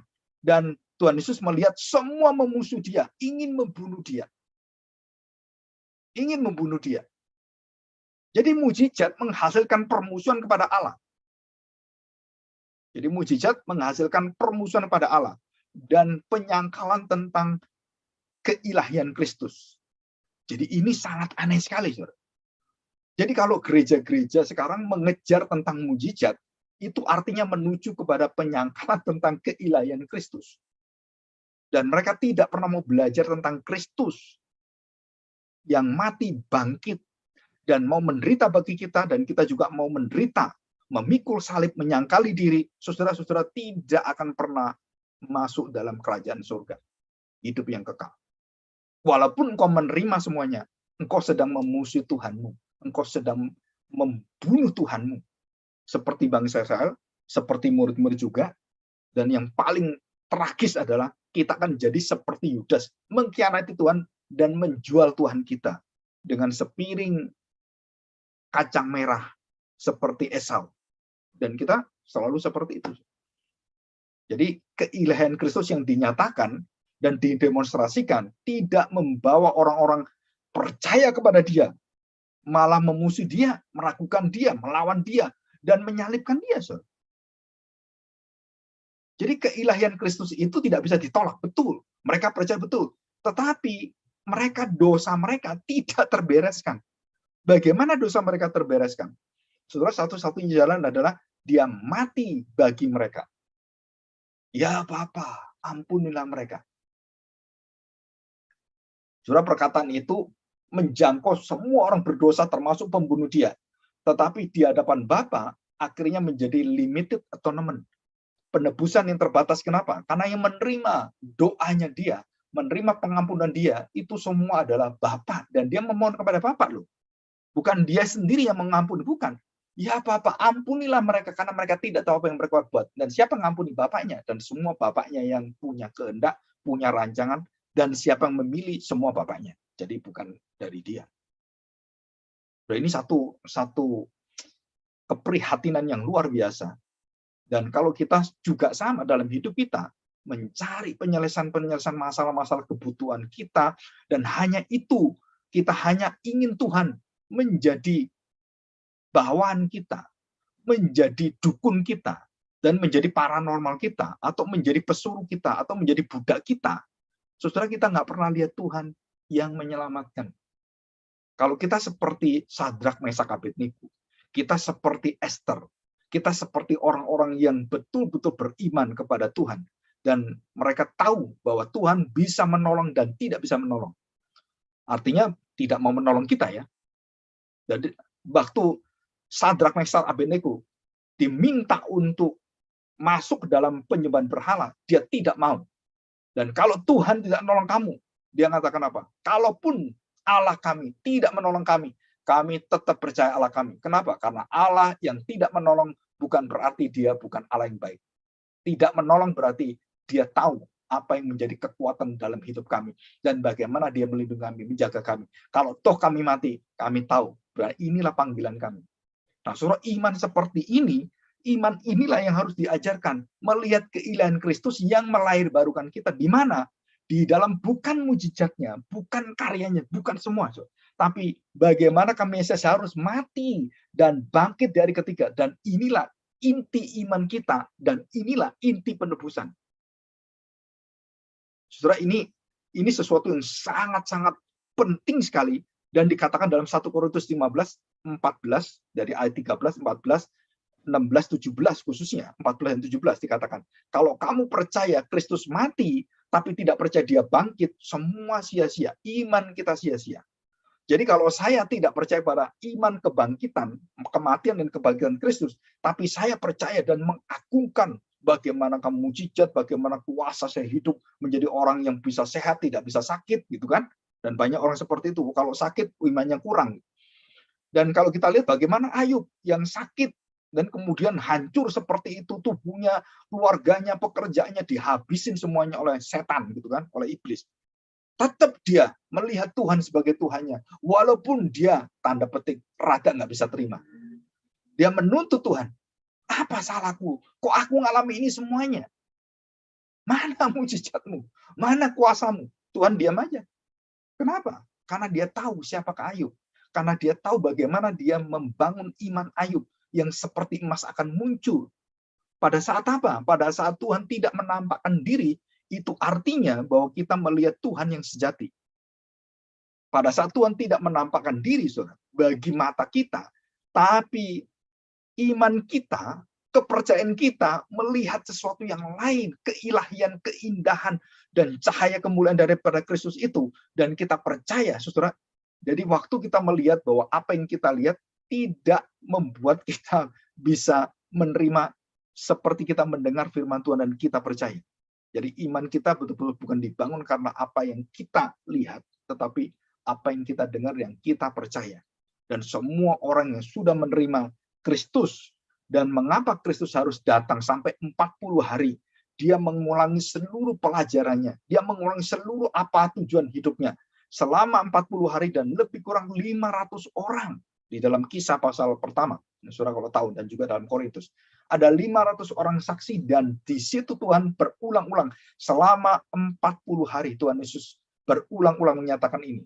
Jadi artinya apa? Bahwa pentingnya pengajaran Kristus bukan hanya murid-murid tahu Yesus ilahi, bisa melakukan mujizat, bukan hanya itu menunjukkan kepada kuasanya dia, tetapi kelahiran baru, pertobatan bukan karena hal seperti ini, tapi karena kita melihat kematian Kristus karena dosa kita, dan kebangkitannya, dia memberikan kebenaran supaya kita hidup akan menjadi hidup taat seperti dia, dan menjalani hidup yang kudus seperti dia, yang benar seperti dia, dan dalam pertolongan semua bergantung kepada dia, seperti Yeremia pasal 17, ayat 5-9 dikatakan bahwa terkutuklah orang yang mengandalkan diri sendiri, dan orang-orang yang diberkatilah orang-orang yang mengandalkan Tuhan. Dan siapakah orang yang sempurna di situ? Dan hanya satu manusia. Hanya satu manusia baik, dan hanya satu Tuhan yang baik. Hanya satu manusia yang kudus, dan hanya satu Tuhan yang kudus. Dan kita tahu itu semua ada dalam diri Kristus. Jadi kalau orang katakan, guru yang baik, Tuhan katakan, siapa yang baik? Hanya Tuhan yang baik. Jadi kalau kamu tahu sekarang saya guru yang baik, ya ini aku ini ya Tuhanmu. Saudara, maksud Tuhan Yesus mengatakan, waktu dia mengatakan, hanya Tuhan yang baik, kalau kamu sebut saya guru yang baik, artinya kamu melihat keselamatan datang kepada kamu. Ini inti keselamatan. Jadi orang itu melihat guru yang baik. Nah ini membuat kita nggak bisa melihat keilahian Kristus yang menyelamatkan kita. Kenapa? Karena kita membuat identitas Kristus sama seperti orang-orang yang melihat semua, oh guru yang baik semuanya. Bukan itu. Dan dia membawa bahwa guru yang baik itu adalah Allah sendiri. Dan Allah sendiri itu adalah guru. Jadi kalau kamu anggap guru yang baik, dan yang baik itu hanya Allah, berarti yang ada di depanmu itu adalah Allah sendiri. Akulah Allahmu, bukan hanya gurumu. Saudara, ini satu pengertian yang begitu indah, yang kita harus terus pelajari. Perkataan-perkataan Tuhan Yesus ada semua perkataan ilahi. Bukan manusia. Dia bukan manusia biasa. Perkataan-perkataan itu perkataan yang hidup kekal. Kalau kita dengar, kita pelajari, kita baca dalam Alkitab, dan kita mengimaninya, itu perkataan membuat kita mendapatkan hidup kekal dan menjamin hidup kita berjalan bersama firman. Ini kekuatan yang luar biasa. Dan banyak orang tidak merasakan itu. Mereka malas baca Alkitab, malas mempelajari hidup Tuhan Yesus dalam Injil, dan bahkan gereja Tuhan pelayanan juga sama. Mereka mengharapkan sesuatu yang bagaimana saya menjadi gereja yang baik, gereja yang punya musik yang luar biasa, gereja yang diberkati. Saudara, mereka lupa Mereka seperti bangsa Israel. Mereka akan memusuhi Tuhan semua. Kenapa? Karena mereka tidak doyan Kristus yang mati, yang bangkit, yang membuat kita akhirnya hidup menyangkali diri, bukan bergantung pada kemauan diri kita, kemauan pada Tuhan, bukan bergantung pada kekuatan kita, tapi bergantung pada kekuatan Tuhan. Nah, kalau kita mengubah itu, saya hidup di dalam pelayanan saya, ibadah saya, bisnis saya, itu berhasil. Saudara, kita harus tahu ini, bahwa kita semua anak-anak Tuhan yang bekerja dengan baik dan seluruh dunia, bukan hanya orang Kristen. Kalau kamu kerja baik, kamu jujur yang baik, pasti nggak mungkin kamu jadi pengemis. Bukan hanya orang Kristen, orang bukan Kristen pun diberkati Tuhan di situ. Jadi kalau kamu jadi pebisnis yang berhasil, jangan jadi orang Kristen. Terus, wah, baju orang Kristen pasti berhasil. Orang bukan Kristen pun bisa berhasil, saudara. Karena itu adalah matahari diberikan Tuhan kepada siapapun dia kasihani. Hujan diberikan kepada mereka juga sama. Orang bajingan, orang sama diberikan oleh Tuhan. Jadi seorang anak yang anaknya bajingan menerima kasih bapaknya, walaupun bapaknya bajingan. Walaupun ibunya pelacur, nggak mungkin ibu pelacur mengajar dia menjadi pelacur. Ada kebaikan-kebaikan Tuhan seperti itu. Dan bukan hanya orang Kristen. Orang bukan Kristen, bahkan penjahat pun bisa melakukan tanda petik kebaikan-kebaikan secara umum ini. Saudara. Terus bagian kita yang bisa mengerti bahwa kebaikan Kristus adalah kebaikan yang melebihi dari semua orang itu apa? Nah ini, saudara. Apa itu? Kasih yang menutupi banyak dosa. Nah ini kita bahas besok. Dalam arti kata kaparet, atau kapor, atau kaporet, atau perkataan hilasmos dalam bahasa Yunani. Saudara, ini bahasa ini sangat indah sekali. Terdiri dari 3 kata Ibrani. Ya, semua Ibrani itu 3 kata. Kenapa 3 kata? Bapa, Anak, Roh Kudus. Sampai kepada huruf-huruf mereka pun itu dasarnya 3. Semua benda-benda Yunani, kata kerja semua itu dasarnya 3, saudara. Dan ini adalah pengetahuan gematria. Saudara mungkin kalau saudara tertarik bisa belajar di Google banyak. Ya, itu orang-orang Yahudi yang punya buku banyak dan itu sudah berlaku ribuan tahun. Dan kita tahu ini. Dan dalam bahasa Yunani juga sama. Saudara, minggu depan kita bahas dan artinya apa secara tepat itu penebusan apa. Nah, kita akan dibawa ke dalam pengertian kebenaran firman Tuhan. Bukan pengajaran yang kita simpang siur semua seperti itu. Nah, termasuk di sini kita melihat bahwa Kristuslah adalah Allah sendiri dan dia manusia yang sempurna, yang baik, yang kudus, yang tanpa cacat celah, tanpa noda, tanpa kerut, dan sempurna sebagai persembahan, dan dia adalah Allah sendiri. Kenapa? Karena yang tidak bercacat, tidak bercela, ya Allah sendiri. Karena yang baik Allah sendiri, dan semua menuju karakter Allah. Jadi inilah manusia yang berkarakter Allah, dan dialah Allah sendiri, dan seluruh hidupnya adalah untuk Bapaknya. Dan dia layak menjadi penebus kita, menjadi juru selamat kita, menjadi Tuhan dan Raja kita, dan menjadi Tuhan kita, pemilik hidup kita, pemerintah kita, dan kita taat, barulah itu iman yang menyelamatkan kita. Dan inilah iman yang membuat kita, seperti Petrus katakan, perkataanmu adalah perkataan hidup yang kekal. Saudara, kita berharap, saya juga berharap, kita semua yang mendengarkan ini, sungguh-sungguh mendengarkan, dan kita mengimani, mengamini, dan kita mendapatkan satu jaminan hidup yang kekal. Dan bukan hanya sekarang, sementara ini, bukan. Selamanya, sekali untuk selamanya. Kenapa selamanya? Kenapa imam-imam itu kok berlaku terus setiap hari Sabat, setiap hari perayaan hari raya pendamaian, dan memberikan penebusan bangsa itu, dan dilakukan tiap tahun, dilakukan lagi, dan tiap-tiap hari Sabat juga melakukan penebusan dosa. Kenapa Tuhan Yesus sekali selama-lamanya? Karena di sini dosa itu tidak bisa ditebus oleh orang-orang ini. Dan Yesuslah yang menebus. Jadi dia melakukan sekali selesai, dan di sini diulang-ulang ribuan tahun.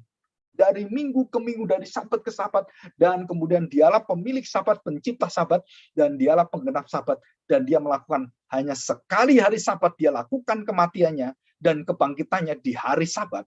Ini semua hari Sabat. Dan kita memiliki Sabat selamanya.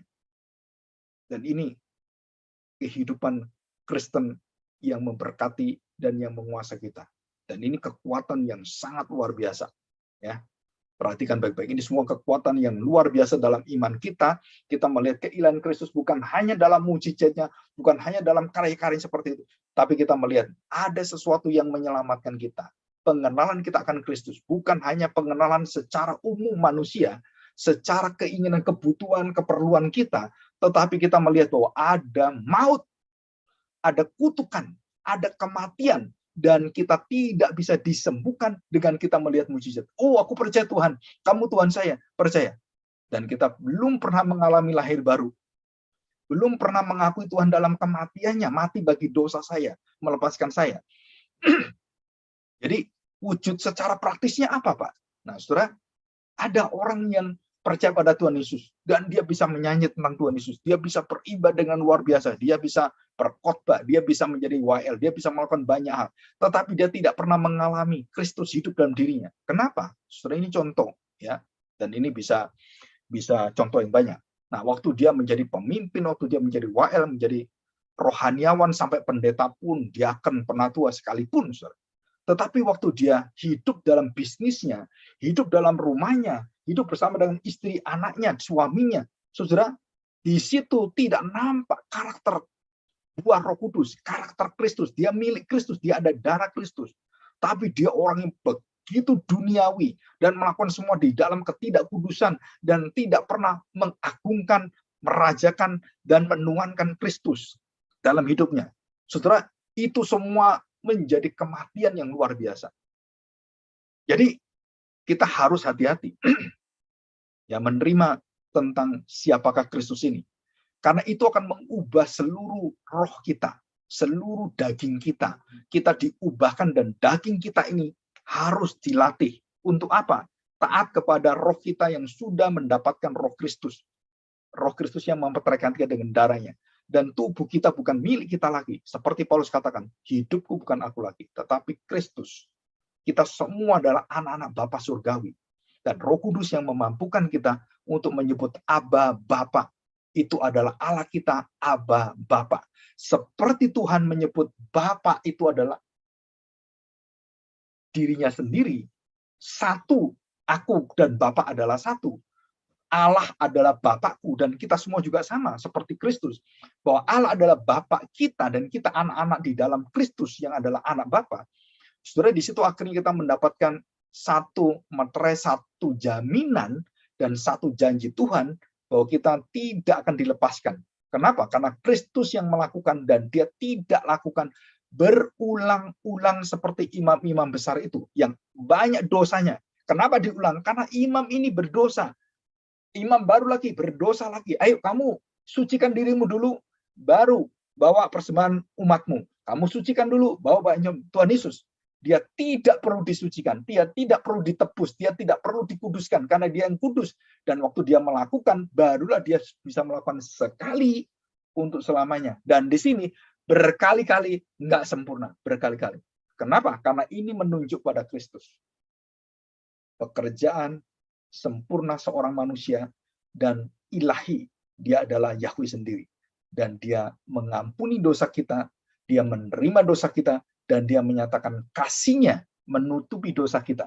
Jadi kasih yang menebus dosa kita, kasih yang menutupi dosa kita. Dan itu arti kata dari kaporet.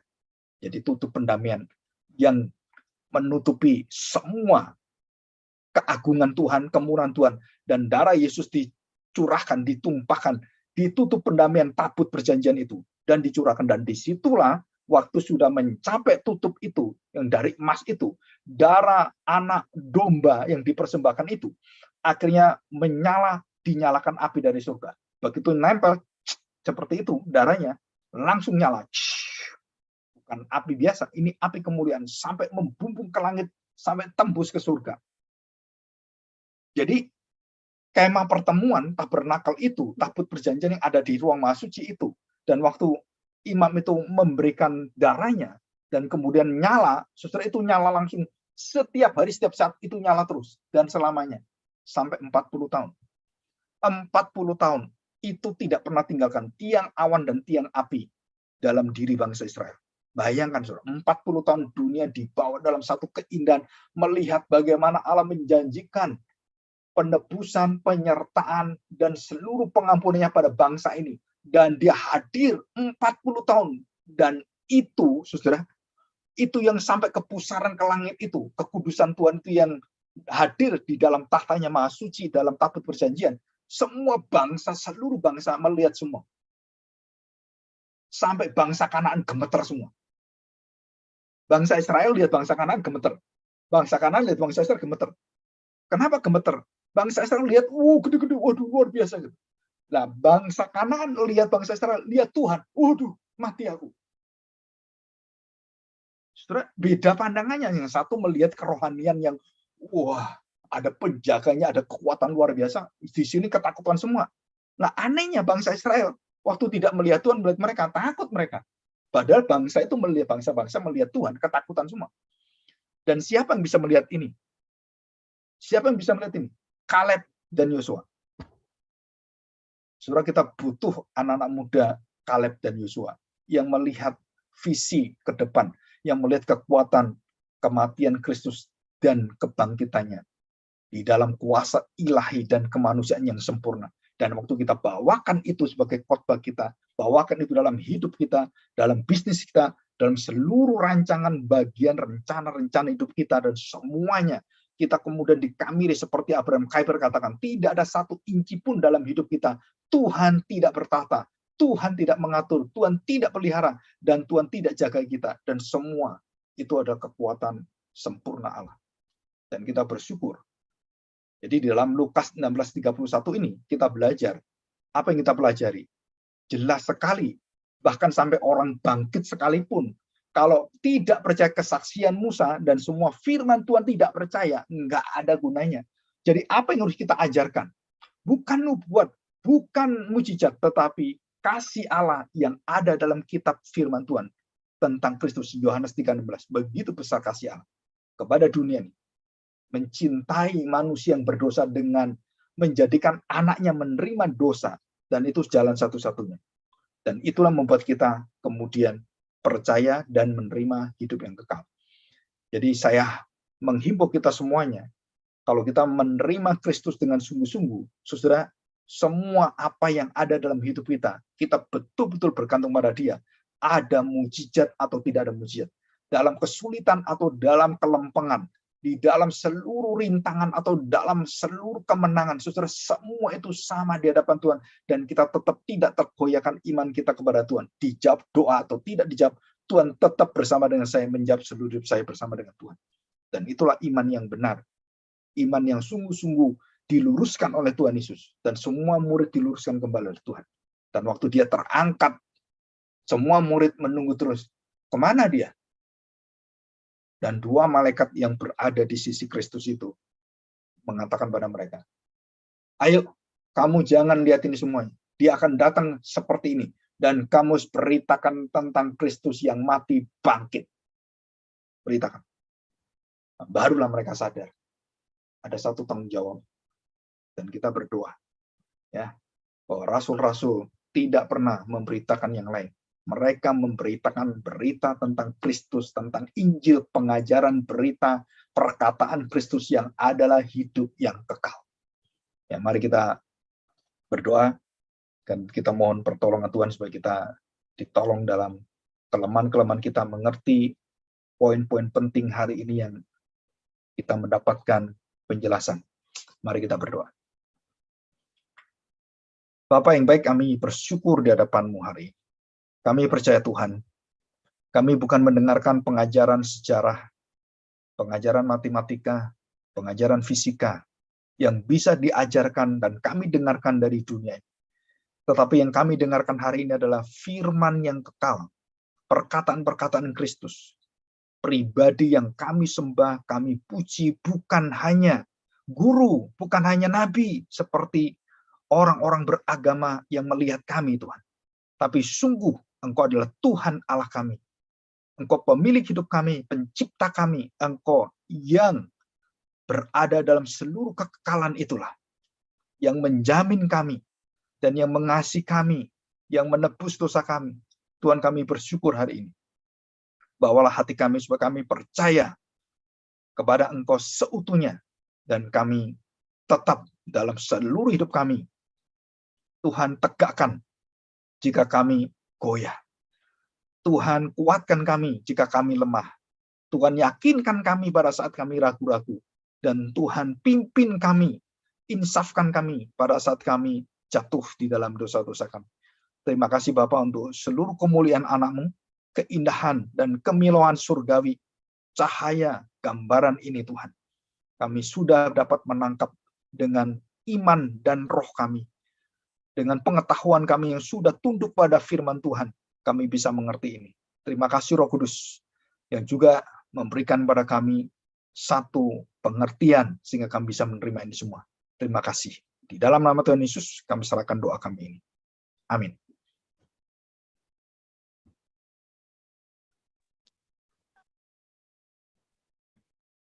Ya baik, terima kasih banyak Pak Agung sudah memberikan penguraian yang begitu indah pada malam hari ini. Terima kasih Pak. Ya.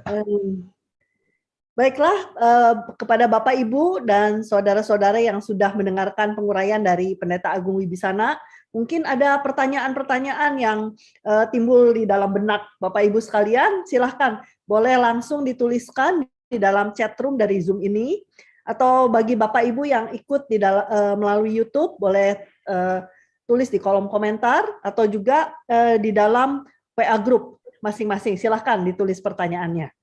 Ya. Jadi bisa dikatakan ya Pak, tadi Bapak jelaskan bahwa Yesus itu menyatakan keilahiannya itu bukan dengan mengatakan secara harafiah gitu ya, saya Tuhan atau saya Allah gitu ya, tetapi dengan mengklaim sifat-sifat yang hanya dimiliki oleh Allah gitu ya Pak ya, bisa dikatakan begitu ya. Atau juga ketika Yesus mengklaim kesetaraannya dengan Allah Bapa. Nah itu adalah caranya Tuhan Yesus menyatakan keilahiannya. Nah, ini pasti dimengerti oleh orang-orang Yahudi. Ya, betul. Ya, saya kepikiran Pak, soalnya kan banyak sekali pertanyaan-pertanyaan ya, banyak pertanyaan dari orang-orang yang belum percaya yang selalu ngomong gitu ya. Yesus tuh kan nggak pernah ngomong bahwa ini saya Allah gitu ya. Ya, betul. Nah itu Pak, gimana nih Pak, kita bisa jelaskan kepada mereka secara ringkasnya gimana Pak? Ya, jadi gini, pernyataan secara tuntutan ya, kan itu dibuat karena memang di Alkitab nggak ada. Nah ini yang pertama kali memakai itu bukan orang agama lain ya, tetapi ini adalah teolog liberal ya, Albert Schweitzer yang mempopulerkan itu, dan beberapa bapak gereja, teolog-teolog yang tanda petik yang meragukan dan menolak keilahian Kristus. Dan mereka mencari catatan-catatan bahwa Kristus diakui sebagai Tuhan itu bukan berasal dari dirinya, tapi dari orang-orang sekelilingnya, ya kan? Nah, dan dia sendiri mengklaim bahwa adakah perkataan Tuhan Yesus mengatakan aku adalah Yahweh. Nah, karena bahasa yang dipakai Tuhan Yesus adalah bukan bahasa yang cara yang dipakai bukan cara seperti para teolog itu, dan teolog memang sengaja cari celah di mana dan kemudian dia tanyakan kepada kita supaya kita meragukan itu. Jadi satu sisi untuk menjatuhkan kita, tapi banyak sisi puluhan dan dasar Alkitab yang menyatakan Yesus adalah Allah, mereka nggak mau terima. Tapi sisi yang nuntut dari mereka, coba ada nggak satu kalimat dari Kristus yang menyatakan dia sendiri adalah Allah, akulah Yahweh gitu. Nah, kita tidak ada dalam kalimat firman Tuhan yang mengatakan itu langsung secara hurufiah, nggak ada. Tetapi dari dia mengatakan aku adalah gembala yang baik, aku adalah dan semuanya itu, termasuk tadi sebelum Abraham aku ada, aku mengampuni dosa, menguasai Sabat, menggenapi Taurat, dan itu semua adalah pekerjaan dan kuasa ilahi, dan dia adalah ilah sendiri, dan tidak ada satu orang yang bisa melakukan itu. Dan ini buktinya terlalu banyak, kesaksiannya terlalu banyak, dan semuanya itu betul-betul nggak bisa dibantah. Maka dicarilah celah supaya bisa menggugurkan ini semuanya. Jadi mereka mencari pertanyaan yang cari celahnya supaya bisa menembak itu, dan udah kalah kamu kan. Padahal tembakan mereka itu juga menyangkali ucapan mereka. Kenapa? Kalau kamu mengatakan satu kalimat itu bisa menggugurkan kalimat-kalimat yang lain, berarti kamu harus mencari kalimat yang bisa mendukung kalimat yang menggugurkan itu. Jadi artinya begini, jadi satu kalimat menggugurkan begitu banyak kesaksian di sini. maka kamu harus mencari kesaksian dari kalimatmu. Coba buktikan Yesus menyatakan diri bukan Allah. Nggak ada. Bisa ngerti dibaliknya ya. Jadi kalau dikatakan tuntut, ayo Yesus adalah Allah. Nah, sekarang kalau dia bukan Allah, buktikan dalam Alkitab saya, dia mengatakan, aku bukan Allah. Sama kan, seimbang. Oh, nggak ada juga. Ya berarti sama, nggak bisa dibuktikan omonganmu juga. Nah, bagaimana caranya? Nah, kita buktikan seluruh kesaksian-kesaksian. Karena 2-3 orang saksi dalam bahasa hukum itu menyatakan benar adanya. Jadi di situ. Jadi kalau kita ditanya orang, coba saya ingin bukti, ya mungkin dari orang agama lain dan lain yang ingin sengaja menjatuhkan kita. Balik aja, kalau kamu menyatakan itu, coba buktikan saya di dalam Alkitab saya, Yesus itu bukan Tuhan. Ya, Yesus bukan Tuhan, aku bukan Tuhan. Ada nggak dia ngomong gitu? Aku bukan Tuhan. Nah, sebaliknya kamu nuntut, akulah Tuhan Allah, gitu kan. Nah, sekarang saya balik, adakah Tuhan Yesus mengatakan aku bukan Allah? Nggak bisa, ya berarti argumenmu dengan argumen saya, argumen kebohongan. Karena nggak bisa dibuktikan. Kalau ini bisa, ini harus bisa. Kalau kamu bisa buktikan, aku adalah Allah, nuntut kami, nah kami tuntut kamu. Yesus katakan, aku bukan Allah. Ada nggak? Nah, di situ kan, akhirnya 0, sama-sama kan. Jadi nggak ada menang, nggak ada kalah dalam perdebatan itu. Debat kusir itu namanya. Jadi nggak ada gunanya. Nah, saya seringkali juga menjawab dengan perkataan itu. Apalagi dari orang agama yang lain gitu ya. Dan itu pikiran mereka nggak bisa terima, percuma. Seperti Lazarus tadi. Sekalipun ada orang bangkit, nggak ngerti, percuma. Nah, saya cuma mendoakan supaya pengertian pengetahuan itu ditanam dalam hatimu. Ya, kita berdoa supaya iblis tidak mencucuknya. Ya, seperti tanah itu kan, ada iblis yang mencucuknya. Jadi kalau kita bersaksi kepada orang-orang yang tidak percaya, itu diambil iblis, dibuangnya semua. Satu macam tanah yang satu kan. Jadi iblis yang mengambil. Jadi nggak akan bisa tertanam. Yang kedua, masalah-masalah itu menghibit kita, batu-batu dan lain-lain kan. Terus semak-semak dan semuanya. Ya, kita mengerti tentang bagaimana kita memberitakan Kristus itu. Itu kuasa Allah sendiri. Ya. Jadi itu jawabannya, Bu ya.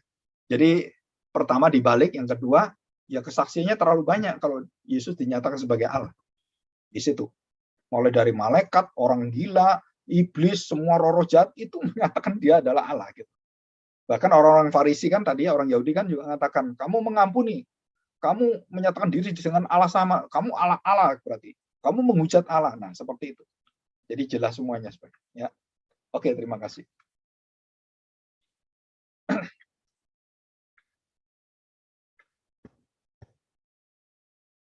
Ya, terima kasih Pak untuk penjelasannya. Sorry belum di-unmute. Ada satu pertanyaan masuk Pak. Ya. Apakah orang yang sudah ada dalam neraka masih memiliki kasih terhadap saudaranya yang masih ada di dunia? Supaya saudaranya itu jangan sampai masuk tempat penderitaan. Ya, itu bukan kasih ya, itu keegoisan. Jadi di dalam perkataan orang yang ini ya, orang yang ya kalau kita sadar ngomong sadar sih, bertobat nggak bertobat ya. Dia ingin supaya tidak mengalami seperti dia dengan caranya dia. Jadi tetap aja bahwa motivasi dia tuh bukan motivasi yang kasih ilahi, bukan. Jadi bukan kita mengatakan bahwa dia memiliki kasih, bukan. Itu memiliki satu keinginan supaya nggak masuk di sini. Jadi bukan kasih, supaya tidak menderita. Bukan supaya percaya Tuhan Yesus, enggak. Dia supaya tidak menderita seperti saya. Jadi tetap dalam posisi masuk neraka, mereka tetap nggak percaya Tuhan Yesus. Jadi kita harus tahu ini. Kenapa kekal? Ya karena dia menolak Tuhan terus. Jadi di neraka itu dia secara anak, bukan anak-anak Bapak surgawi, tapi anak-anak Bapak pembohong, ya, anaknya iblis semua. Jadi sampai di situ pun kita tahu orang kaya itu tetap menuntut, tetap dia kepingin, dan itu semua keinginan dia, bukan keinginan Tuhan. Dan Tuhan nyatakan kalau ada kesaksian Musa, firman Tuhan, ya harusnya percaya, nggak mungkin nggak percaya. Kalau nggak percaya, ya dia pasti seperti kamu, nanti nyesalnya juga sama seperti ini. Menyesal apa? Bukan bertobat, menyesal supaya tidak menderita, supaya tidak masuk dalam neraka ini. Bukan itu. Kamu harus percaya kepada kesaksian Musa itu. Percaya kepadaku, artinya gitu ya. Nah, itu adalah intinya. Inti dari Injil. Di situ. Ya, oke. Makasih. Ya. Baik. Mungkin ini ada satu pertanyaan Pak masuk. Japri ke saya. Ya. Tadi Bapak katakan bahwa yang penting itu sebenarnya bukan mujizat yang dilakukan Tuhan Yesus ya Pak, tapi adalah kematian dan kebangkitannya yang menyelamatkan kita. Ya. Tapi kalau gitu, kenapa Tuhan Yesus melakukan begitu banyak mujizat gitu ya Pak? Sampai-sampai orang-orang tuh mengklaim itu yang penting gitu. Ya. Kan mujizat itu fungsinya untuk mendemonstrasikan dia itu siapa, keilahiannya kan, bagaimana dia menyatakan bahwa dia adalah Yahweh sendiri. Nah, terus kemudian orang-orang itu pada ikut Tuhan Yesus, Yohanes 6 itu ya, Yohanes 6. Mereka ikut Tuhan Yesus. Wah, baru kemarin dapat makan kan, dapat roti. Wah, mereka datang lagi, kenapa? Dapat makan lagi kan? Dan memang nggak dikasih makan oleh Tuhan. Dan mereka kemudian pulang dengan kecewa kan? Dan Tuhan katakan apa? Kamu datang ingin melihat mujizat. Kamu ingin makan kenyang, tetapi kamu tidak mau ikut aku. Nah, itu Tuhan Yesus sendiri katakan.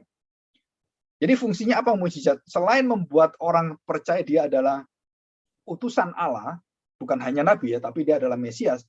Yang kedua adalah mujizat itu membawa mereka diseleksi oleh Tuhan. Diseleksi.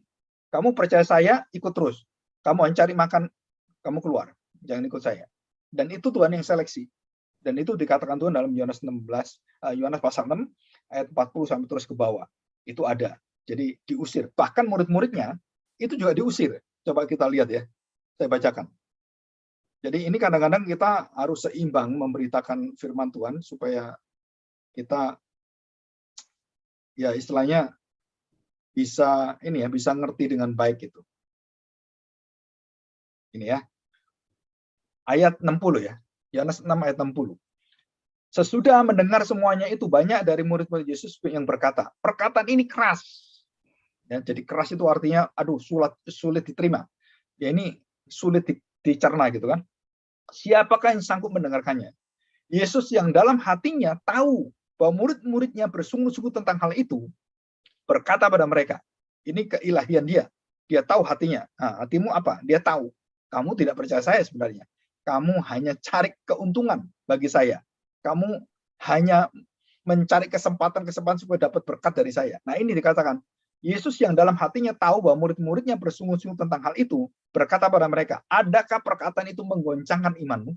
Dan bagaimanakah jika kamu melihat anak manusia naik ke tempat di mana ia sebelumnya berada? Rohlah yang memberi hidup, daging sama sekali tidak berguna. Perkataan-perkataan yang kukatakan kepadamu adalah roh dan hidup. Jadi bukan daging, bukan masalah kebutuhan saya, bukan masalah keperluan saya, bukan masalah bisnis saya, bukan. Tapi ini masalah roh dan hidup. Ini nuansanya adalah spiritual, bukan nuansa jasmani biologis, bukan. Termasuk mujizat itu. Ya. Tetapi di antara kamu ada yang tidak percaya, sebab Yesus tahu dari semula siapa yang tidak percaya kepada dia dan siapa yang menyerahkan dia, Yudas ya.